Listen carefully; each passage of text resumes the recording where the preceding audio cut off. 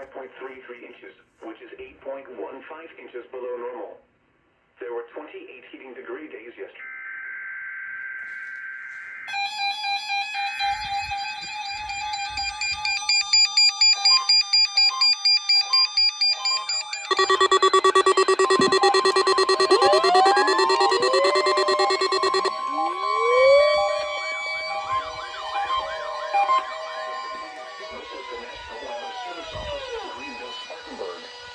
The preceding signal was a test of weather radio station WXL70's public warning system. During potentially dangerous weather situations, specially built receivers can be automatically activated to warn of an impending hazard.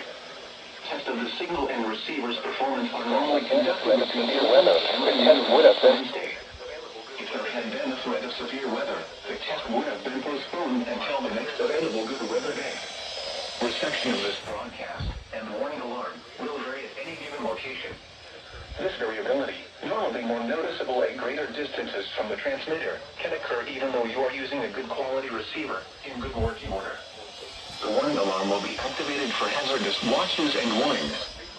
For station WXL70, broadcasting near Charlotte on a frequency of 162.475 MHz, the warning alarm will be activated for the following counties in North Carolina: Alexander, Anson, Cabarrus, Catawba, Cleveland, Gaston, Ardell, Lincoln, Mecklenburg, Montgomery, Richmond, Bryan, Staley, and Union. In South Carolina, Cherokee, and York. This concludes the NOAA Weather Radio All Hazards Tone Alert Test.